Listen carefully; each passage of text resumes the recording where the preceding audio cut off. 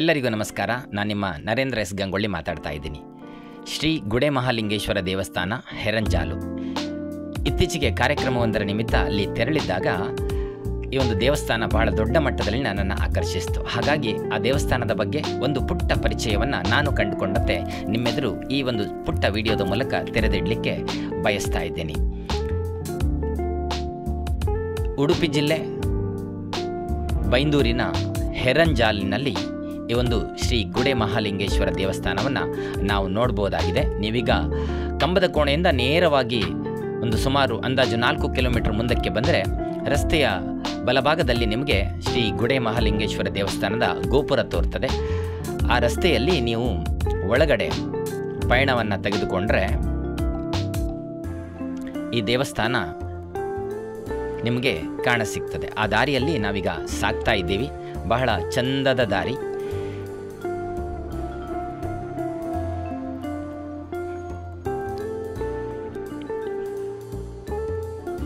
ಸುತ್ತಲೂ ಗಿಡಮರಗಳಿಂದ ತುಂಬಿದಂತಹ ಈ ಒಂದು ರಸ್ತೆಯಲ್ಲಿ ಸಾಗುವುದೇ ಒಂದು ವಿಶಿಷ್ಟವಾದ ಅನುಭವವನ್ನು ಕೊಡ್ತದೆ. ಶ್ರೀ ಮಹಾಲಿಂಗೇಶ್ವರ ದೇವಸ್ಥಾನ ಅಭಿವೃದ್ಧಿಯ ಪಥದಲ್ಲಿ ಮುನ್ನಡೀತಾ ಇದೆ. ಯಾಕೆಂದರೆ ಭಾಳಷ್ಟು ನಿರ್ಮಾಣ ಕಾಮಗಾರಿಗಳು ನಡೀತಾ ಇವೆ. ನೀವೀಗ ಪಕ್ಕದಲ್ಲಿ ಒಂದು ಸರ್ಕಾರಿ ಶಾಲೆಯನ್ನು ಕೂಡ ನೋಡ್ಬೋದಾಗಿದೆ. ಹಾಗೆಯೇ ನೇರವಾಗಿ ನಾವು ರಾಜಗೋಪುರದ ಹತ್ತಿರ ಬರ್ತಾ ಇದ್ದೇವೆ. ರಾಜಗೋಪುರದ ನಿರ್ಮಾಣ ಕಾರ್ಯ ಬಹುತೇಕ ಮುಗಿತಾ ಬಂದಿದೆ. ಬಹಳ ಚಂದನೆಯ ಬಿಳಿ ಬಣ್ಣದಲ್ಲಿ ಕಂಗೊಳಿಸ್ತಾ ಇರತಕ್ಕಂತಹ ರಾಜಗೋಪುರವನ್ನು ನಾವಿಲ್ಲಿ ಕಣ್ತುಂಬಿಕೊಳ್ಬಹುದಾಗಿದೆ. ಭಾಳ ಎತ್ತರವಾದದ್ದು ಮತ್ತು ದೂರದಿಂದ ನೋಡಿದಾಗ ಒಂದು ವಿಶಿಷ್ಟ ಅನುಭೂತಿಯನ್ನು ನೀಡುವಂಥದ್ದು. ಹಾಗೆ ಒಳಭಾಗದಲ್ಲಿ ಕೂಡ ಒಂದಷ್ಟು ಕಾಮಗಾರಿಗಳ ಬಾಕಿ ಉಳಿದಿವೆ. ಮಾಡ್ತಾ ಇದ್ದಾರೆ, ಸಾಗ್ತಾ ಇದೆ ಕಾಮಗಾರಿಗಳು. ಈಗ ದೇವಸ್ಥಾನದ ಒಳಭಾಗಕ್ಕೆ ಬರ್ತಾ ಇದ್ದೇವೆ. ಇಲ್ಲಿ ಮುಖ್ಯ ದ್ವಾರವನ್ನು ಕೂಡ ಶಿಲೆಯಲ್ಲಿ ನಿರ್ಮಿಸಿದ್ದಾರೆ. ಅದರ ಮೂಲಕ ನಾವು ಒಳಾಂಗಣವನ್ನು ಪ್ರವೇಶಿಸ್ತಾ ಇದ್ದೇವೆ.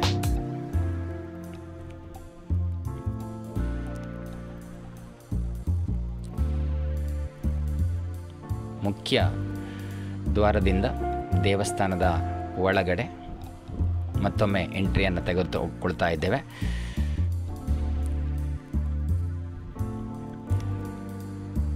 ಚಂದದ ಒಂದು ಪುಟ್ಟ ನಂದಿ ವಿಗ್ರಹವನ್ನು ಕೂಡ ಮಹಾಲಿಂಗೇಶ್ವರನ ಎದುರಿನಲ್ಲಿ ನಾವು ಇಲ್ಲಿ ಕಣ್ತುಂಬಿಕೊಳ್ಬಹುದಾಗಿದೆ. ಬೆಳಗ್ಗಿನ ಹೊತ್ತಿನಲ್ಲಿ ನಾನು ಬಂದಿರುವಂಥದ್ದು. ಸುಮಾರು 800 ವರ್ಷಗಳಷ್ಟು ಇತಿಹಾಸವನ್ನು ಹೊಂದಿರತಕ್ಕಂತಹ ಬಹಳ ಅದ್ಭುತವಾದ ದೇವಸ್ಥಾನ ಶ್ರೀ ಗುಡೆ ಮಹಾಲಿಂಗೇಶ್ವರ ದೇವಸ್ಥಾನ. ಇದಕ್ಕೆ ತನ್ನದೇ ಆದ ಪೌರಾಣಿಕ ಹಿನ್ನೆಲೆ ಕೂಡ ಇದೆ. ಸುಮಾರು 800 ವರ್ಷಗಳ ಹಿಂದೆ ಇಲ್ಲಿಯೇ ಪಕ್ಕದಲ್ಲಿರ್ತಕ್ಕಂಥ ಕಲ್ಗೇರಿಯಲ್ಲಿ ಮಾರ್ಕಾಂಡೇಯ ಮುನಿಗಳು ಶಿವನನ್ನು ಆರಾಧಿಸ್ತಾ ಇರ್ತಾರೆ, ಶಿವಲಿಂಗವನ್ನು ಆರಾಧಿಸ್ತಾ ಇರ್ತಾರೆ. ಕೊನೆಯ ಹಂತದಲ್ಲಿ ಯಮ ಅವರ ಬಳಿ ಬಂದು ಅವರನ್ನು ಕರೆದುಕೊಂಡು ಹೋಗಬೇಕಾದ್ರೆ ಅವರು ಶಿವಲಿಂಗವನ್ನು ಗಟ್ಟಿಯಾಗಿ ಅಪ್ಪೆ ಹಿಡಿದುಕೊಳ್ತಾರೆ. ಆವಾಗ ಲಿಂಗದಿಂದ ಶಿವ ಪ್ರತ್ಯಕ್ಷ ಆಗ್ತಾನೆ. ಅದರ ನಂತರ ಅದೇ ಲಿಂಗವನ್ನು ಇಲ್ಲಿ ಪ್ರತಿಷ್ಠಾಪನೆ ಮಾಡಲಾಯಿತು ಎಂದು ಐತಿಹ್ಯಗಳು ಹೇಳ್ತವೆ.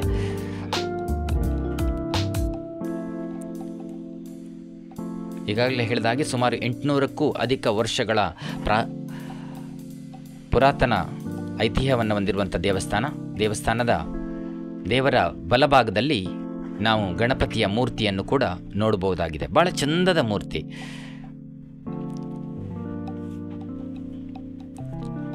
ವಿಶಾಲವಾದ ಪ್ರಾಂಗಣವಿದೆ. ಸುತ್ತಲೂ ಗರ್ಭಗುಡಿಯ ಸುತ್ತಲಲ್ಲಿ ವಿಶಾಲವಾದ ಪ್ರಾಂಗಣವನ್ನು ನಾವು ಕಣ್ತುಂಬಿಕೊಳ್ಳಬಹುದಾಗಿದೆ.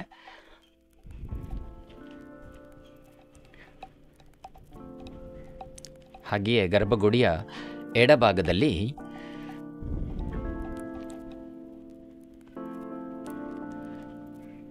ದೇವಿಯ ಮೂರ್ತಿಯನ್ನು ನಾವು ಕಾಣ್ತಾ ಇದ್ದೇವೆ.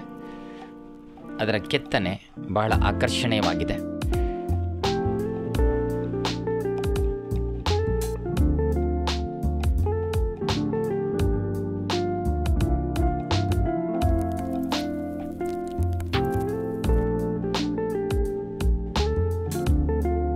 ಗರ್ಭಗುಡಿಯ ಸುತ್ತಲಿನ ಪ್ರಾಂಗಣದ ಬಳಿ ನಾವು ಸುತ್ತು ಬರ್ತಾ ಇದ್ದೇವೆ. ಇಲ್ಲಿ ಕೂಡ ಒಂದು ಸಣ್ಣ ಲಿಂಗವನ್ನು ನೋಡ್ಬೋದಾಗಿದೆ. ಹಾಗೆ ಇತ್ತ ಕಡೆ ಬಂದರೆ ಒಂದು ತುಳಸಿ ಕಟ್ಟೆ ಕೂಡ ಕಾಣಿಸ್ತದೆ. ಇಡೀ ದೇವಸ್ಥಾನದಲ್ಲಿ ಎದ್ದು ಕಂಡಿದ್ದು ಸ್ವಚ್ಛತೆ, ಭಾಳ ಖುಷಿಯಾಯಿತು. ಭಾಳ ನೀಟಾಗಿ ದೇವಸ್ಥಾನವನ್ನು ಅಚ್ಚುಕಟ್ಟಾಗಿ ಮುನ್ನಡೆಸಿಕೊಂಡು ಹೋಗ್ತಾ ಇರತಕ್ಕಂಥ ಎಲ್ಲರಿಗೂ ಕೂಡ ಧನ್ಯವಾದಗಳು. ಒಂದು ಸಣ್ಣ ಗೋಪುರವನ್ನು ಕೂಡ ನಾವು ನೋಡ್ಬೋದಾಗಿದೆ. ಇಲ್ಲಿ ಒಂದು ಡೋಲು ಕೂಡ ಇದೆ, ವಿಶೇಷ ಸಂದರ್ಭಗಳಲ್ಲಿ ಬಾರಿಸುವಂಥದ್ದು. ಮುಖ್ಯವಾಗಿ ಈ ಒಂದು ಪ್ರವೇಶ ದ್ವಾರ ಏನಿದೆ, ಆ ಪ್ರವೇಶ ದ್ವಾರದಲ್ಲಿ ನವಗ್ರಹಗಳ ಚಿತ್ರಗಳನ್ನು ಭಾಳ ಚೆನ್ನಾಗಿ ಕೆತ್ತಿದ್ದಾರೆ. ಭಾಳ ಚಂದನೆಯ ಹೇಗೆ ಇದ್ದಾರೆ, ರಾಹು, ಕೇತು, ಶುಕ್ರ, ಗುರು, ಈ ಥರ ನವಗ್ರಹಗಳು ಅಂತ ಏನು ಕರಿತೀವಿ ಅದೆಲ್ಲದರ ಚಿತ್ರಗಳನ್ನು ಇಲ್ಲಿ ಬಹಳ ಭಿನ್ನವಾಗಿ ಬಹಳ ಚಂದವಾಗಿ 2 ಬಾಗಿಲುಗಳಲ್ಲಿ ಸಪರೇಟಾಗಿ ಕೆತ್ತಿರುವುದನ್ನು ನಾವು ನೋಡ್ಬೋದಾಗಿದೆ. 1976ರಲ್ಲಿ ಜೀರ್ಣೋದ್ಧಾರಗೊಂಡಿತ್ತು. ಈಗ ಮತ್ತಷ್ಟು ಅಭಿವೃದ್ಧಿಯ ಕೆಲಸಗಳು ಇಲ್ಲಿ ನಡೀತಾ ಇರುವುದನ್ನು ನಾವು ಕಂಡುಕೊಳ್ತಾ ಇದ್ದೇವೆ.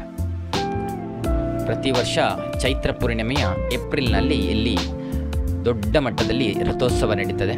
ಸಹಸ್ರಾರು ಸಂಖ್ಯೆಯಲ್ಲಿ ಭಕ್ತಾಭಿಮಾನಿಗಳು ಸೇರ್ತಾರೆ.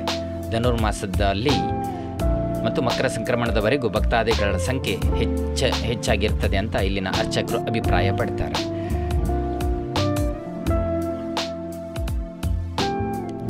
ಮತ್ತೊಂದು ಶಿವಲಿಂಗವನ್ನು ಕೂಡ ಈ ಸನ್ನಿಧಾನದಲ್ಲಿ ನಾವು ಕಂಡುಕೊಳ್ಳಬಹುದಾಗಿದೆ. ಎಲ್ಲದಕ್ಕೂ ತನ್ನದೇ ಆದ ಇತಿಹಾಸ ಇರುವಂಥದ್ದು. ಇದು ದೇವಸ್ಥಾನದ ಆ ದಿನ ಬಂದಾಗ ಅಲ್ಲಿನ ಉಪನಯನ ಕಾರ್ಯಕ್ರಮ ನಡೀತಾ ಇತ್ತು. ಅದಕ್ಕೆ ಸಿದ್ಧತೆಗಳು ದೇವಸ್ಥಾನದ ಪಕ್ಕದಲ್ಲಿ, ದೇವಸ್ಥಾನದ ಒಳಾಂಗಣದಲ್ಲಿಯೇ ಈ ವ್ಯವಸ್ಥೆಯನ್ನು ಮಾಡ್ತಾ ಇದ್ದಾರೆ.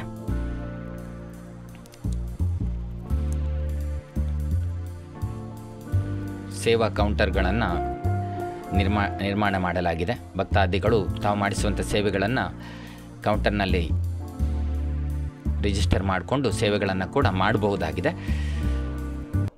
ಒಟ್ಟಾರೆಯಾಗಿ ಒಂದು ಚಂದದ ದೇವಸ್ಥಾನ. ವಿಶೇಷವಾಗಿ ತ್ರಿಕಾಲ ಪೂಜೆ ನಡೀತದೆ. ಸೋಣೆ ಆರತಿ ಕೂಡ ಇಲ್ಲಿನ ವಿಶೇಷತೆ. ಹಾಗೆ ಶಿವರಾತ್ರಿಯಂದು ವಿಶೇಷ ಪೂಜೆಗಳು ಶಿವನ ಸನ್ನಿಧಾನದಲ್ಲಿ ನಡೀತವೆ. ಅಖಂಡ ಭಜನೆ ಕೂಡ ವರ್ಷಂಪ್ರತಿ ನಡೆಯುವಂಥದ್ದು. ಹಾಗೆ ಶತರುದ್ರಾಭಿಷೇಕ ಇತ್ಯಾದಿ ಶಿವನಿಗೆ ಪ್ರಿಯವಾದಂತಹ ಎಲ್ಲ ರೀತಿಯ ಮಂಗಳಕರವಾದ ಪೂಜಾ ಕೈಂಕರ್ಯಗಳು ಸತತವಾಗಿ ಇಲ್ಲಿ ನಡೀತಾ ಇರ್ತವೆ. ಭಕ್ತಾಭಿಮಾನಿಗಳು ಕೂಡ ನಿರಂತರವಾಗಿ ಇಲ್ಲಿ ಆಗಮಿಸ್ತಾ ಇರ್ತಾರೆ.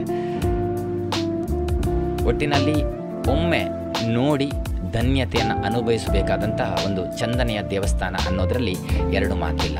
ಅಷ್ಟು ಚಂದದ ದೇವಸ್ಥಾನ ಇದು. ಶ್ರೀ ಗುಡೆ ಮಹಾಲಿಂಗೇಶ್ವರ ದೇವಸ್ಥಾನ, ಹೆರಂಜಾಲು.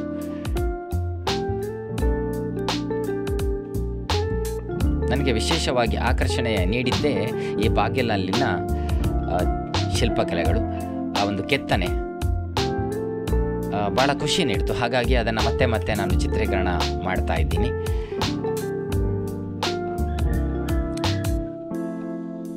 ಯಾವುದೇ ಎಡಿಟಿಂಗನ್ನು ಮಾಡುವ ಗೋಜಿಗೆ ಹೋಗ್ತಾ ಇಲ್ಲ.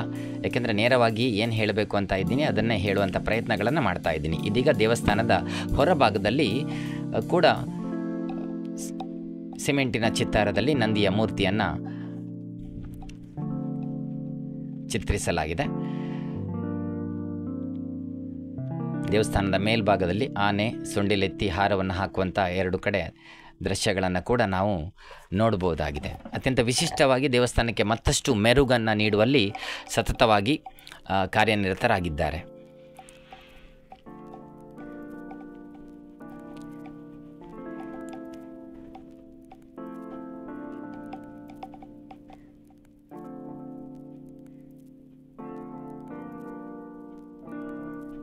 ಶ್ರೀದೇವರನ್ನು ನೀವೀಗ ಕಣ್ತುಂಬಿಕೊಳ್ಬೋದಾಗಿದೆ. ಮಹಾಲಿಂಗೇಶ್ವರ ಮೇಲ್ಗಡೆಯ ಲಿಂಗದ ಭಾಗ ಎಷ್ಟಿದೆಯೋ ಅಷ್ಟೇ ಕೆಳಭಾಗದಲ್ಲಿ ಕೂಡ ಈ ಲಿಂಗ ಇರೋದರಿಂದಲೇ ಅದನ್ನು ಮಹಾಲಿಂಗೇಶ್ವರ ಅಂತ ಕರೀತಾರೆ ಎನ್ನುವುದಾಗಿ ಇಲ್ಲಿನವರು ಅಭಿಪ್ರಾಯ ಪಡ್ತಾರೆ. ಹಾಗೆ ನಾನೊಂದು ವಿಡಿಯೋ ಇಲ್ಲಿ ನಡೆದಂತಹ ರಥೋತ್ಸವದ ಸಮಯದಲ್ಲಿ ನಡೆದಂಥ ಒಂದು ವಿಡಿಯೋವನ್ನು JP ಬಡಕೆರೆ ಸ್ನೇಹಿತರಾದ JP ಬಡಕೆರೆ ಅವರು ಪೋಸ್ಟ್ ಮಾಡಿದರು. ಅದನ್ನು ನೇರವಾಗಿ ಇಲ್ಲಿ ತಗೊಳ್ತಾ ಇದ್ದೀನಿ. ಹೇಗಿದೆ ಒಂದು ಇಡೀ ಒಟ್ಟಾರೆಯಾಗಿ ರಥೋತ್ಸವದ ದೃಶ್ಯ ಅಂತ ಭಾಳ ಚೆಂದಾಗಿ ನಿರ್ಮಾಣ ಮಾಡಿದ್ದಾರೆ. ಅದನ್ನು ನಾನು ನೇರವಾಗಿ ಅವರಿಂದ ತಗೊಳ್ತಾ ಇದ್ದೀನಿ. ಧನ್ಯವಾದಗಳು JP ಬಡಾಕೆರೆ ಅವರಿಗೆ.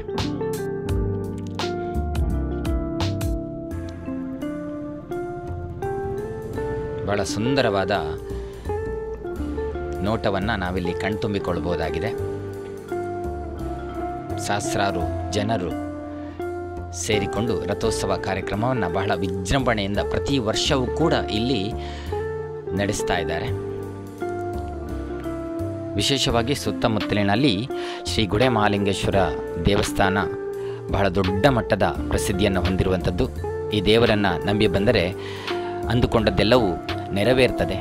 ಇಷ್ಟಪ್ರದಾಯಕ ದೇವರಾಗಿ ಭಕ್ತರ ಸಕಲ ದುರಿತಗಳನ್ನು ನಿವಾರಿಸಿ ಸನ್ಮಂಗಳವನ್ನು ಉಂಟು ಮಾಡ್ತಾನೆ ಎಂಬ ನಂಬಿಕೆ ಸಹಸ್ರಾರು ಜನರ ಹೃದಯಗಳಲ್ಲಿ ಯಾವತ್ತಿಗೂ ಮನೆ ಮಾಡಿಕೊಂಡಿದೆ ಕೂಡ. ಇಂಥ ವಿಶೇಷ ಸಂದರ್ಭಗಳಲ್ಲಿ ಆಗಮಿಸಿದಾಗ ಈ ದೇವಸ್ಥಾನದ ಒಟ್ಟಾರೆ ಸೌಂದರ್ಯವನ್ನು ಕಣ್ತುಂಬ ನಾವು ತುಂಬಿಕೊಳ್ಳಬಹುದಾಗಿದೆ. ಪ್ರತಿ ವರ್ಷ ಏಪ್ರಿಲ್ ತಿಂಗಳ ಹೊತ್ತಿಗೆ ಚೈತ್ರ ಪೂರ್ಣಿಮೆಯ ಸಮಯದಲ್ಲಿ ಈ ಒಂದು ರಥೋತ್ಸವ ಕಾರ್ಯಕ್ರಮ ನಡೀತದೆ.